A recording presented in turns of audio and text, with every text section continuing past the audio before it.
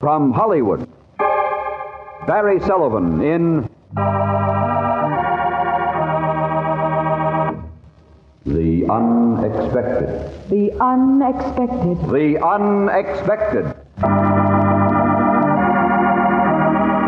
Life is filled with the unexpected, romantic, tragic, and mysterious endings to our most ordinary actions.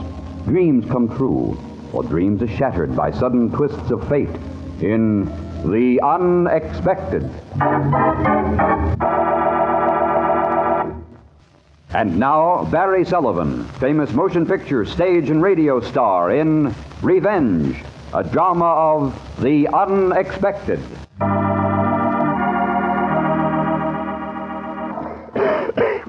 I'm not going to have very long to tell this, so I'd better be quick and come to the point. No, I'm not going to have very long at all. Please don't talk, Mr. Hastings. Try to save your strength. What for? I know I'm going to die. I've got to tell somebody. It might as well be you. It's funny, I've always wanted to keep it a secret before. Now I'm ready to shout it to the whole world. Began at a party during the Mardi Gras. I was feeling very foolish, dressed up as a pirate, and she was across the room. I think she was supposed to be a slave girl or a harem dancer or something.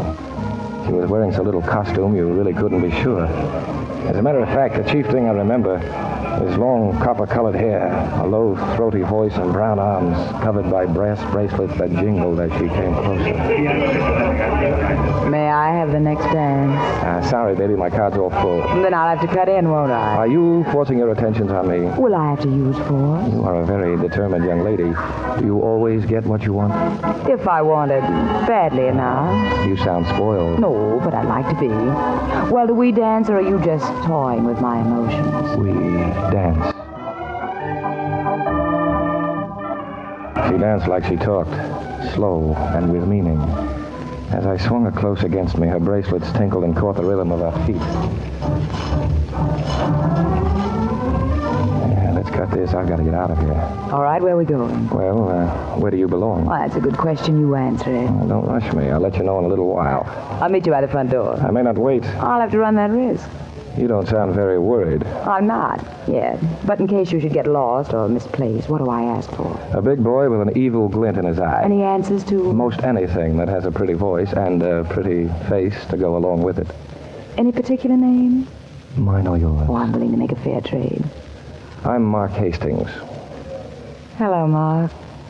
I'm Ellen. Just Ellen? Well, if it makes any difference, it's Grandview, Ellen Grandview. It did make a difference. It made all the difference. Because to me, the word Grandview meant fear and hatred and death.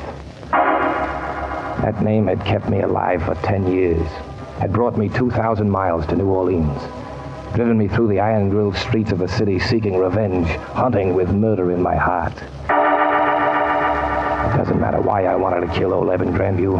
I had my reasons, and they were good ones. But there's no time for that now. All you need to know is that I did have to kill him. And he didn't even think I existed. Couldn't possibly have realized that somewhere in the same city was a man whose life he had ruined. A man completely consumed by the desire for revenge. Well, I'm back, Mark. I could hardly bear waiting. Well, let's go.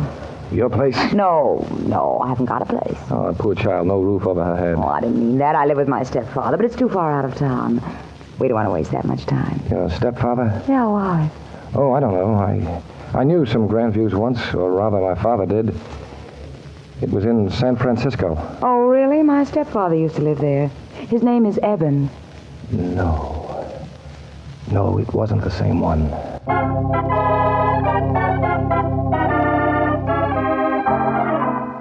So it was the right family. And she was a stepdaughter. Well, that made everything very convenient. I'd have an easy entrance into the house, and she'd come into a lot of money.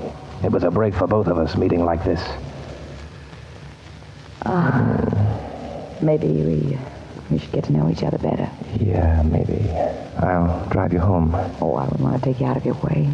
Besides, I'm not quite ready to go yet. Where did you say you lived? With my stepfather. Oh, yeah, that's right. So what kind of a guy is he? My mother seemed to like him. And you? What difference does it make who else I like? As long as I like you. I guess that'll do. For now.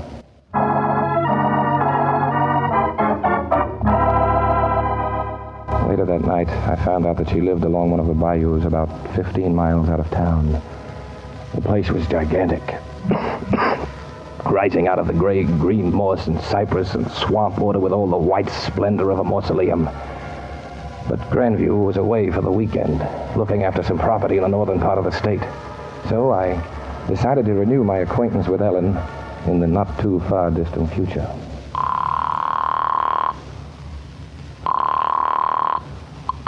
Hello, Mark. Say, how did you know it was me? Oh, I have hunches. Can I come out tonight? No, I'll meet you in town. Have a drink ready for me. I'd rather come out there. Why are you so interested in this place? It's dead as a tomb. Well, I'd like to meet your stepfather and ask for your hand. Is he back yet? Yeah, he got in this morning, but he's not feeling well. I think that trip was too much for him. You should spend more time at home. Why all this interest in Evan? You talk more about him than you do about me. Well, a man talks about a lot of things that aren't important. Ah, that's your story. I'll be by in an hour. It better be true.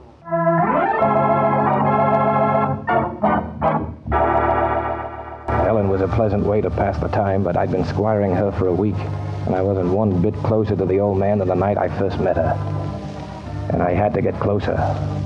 There was a nice, clean .38 automatic in my pocket, waiting for an introduction. 2 days later, the hatred had crept out of my brain and down into my itching fingers. I just could not wait any longer. I might lose my chance. I had to kill Eben Grandview that night.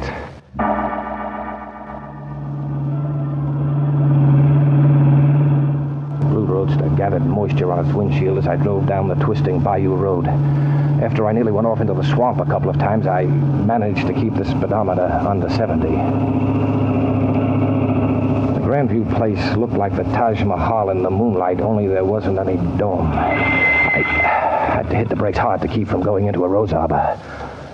I was afraid that I'd waken the whole house, but there wasn't a sound from any of the pitch-black Moorish windows. I slipped the safety catch off the .38 and started in toward my revenge. I'd sneak through the garden and across the driveway with all the stealth of an eloping bridegroom. I had my pocket knife poised to go to work on one of the windows when... Nice doggy. Quiet. Please be quiet.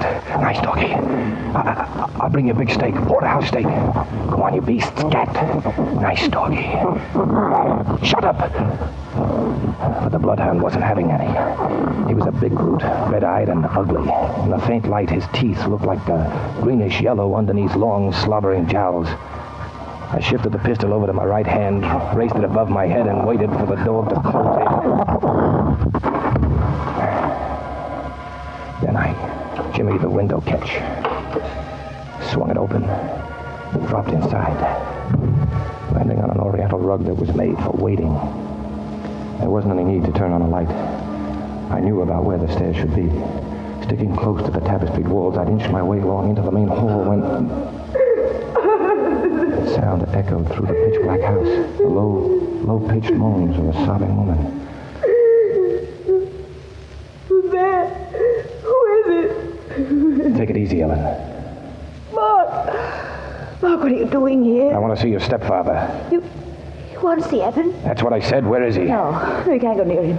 Get away. Get away from here, Mark. Sorry, baby, I'm not leaving yet. I've got some unfinished business. Oh, get out of here. Shut up. What are you doing with a gun? I'm going to make you an orphan, baby. I'm going to kill Eben. You're going to kill Evan? You can't, Mark. You can't. Where is he? You wanted to kill him all the time, haven't you? Haven't you? That's right. Yes, you haven't cared about me. You've been after Eben. I understand that. Now you don't care anything about me. I wouldn't say that. You're pleasant enough. All right, go ahead upstairs, the first door. He's in there waiting for you. Go ahead, Mark. Kill him if that's what you want. Go ahead and kill him.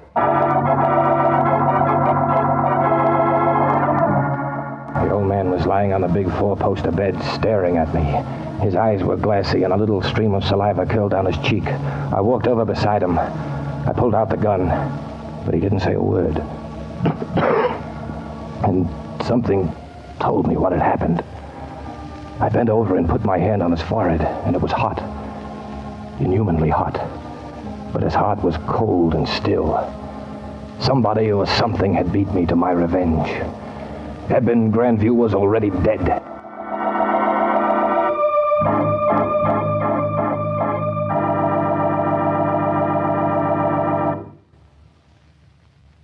You think the story is over, don't you? But wait. Fate takes a hand. Wait for the unexpected. And now for the surprising conclusion of Revenge, a Hamilton Whitney production starring Barry Sullivan, written by Robert Libet and Frank Burt, and directed by Frank K. Danzig. I rushed out of the house, ignoring Ellen's white, tear-stained face. I slammed the heavy mahogany door and stood on the front porch, breathing hard, angry, cheated. After 10 years, I'd missed my chance for revenge. And then I saw the sign. At first, the red letters on the front door looked blurred and meaningless. But after a minute, I could read them quite clearly. Danger. Contagious disease. Cholera. The most deadly disease in the world.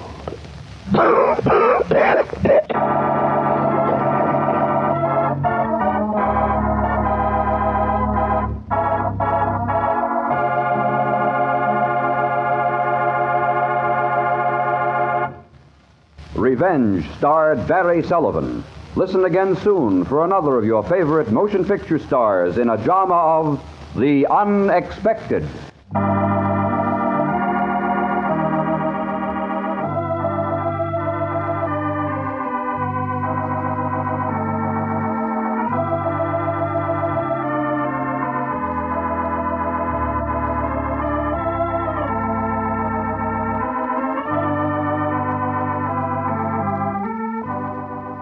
This program was transcribed in Hollywood.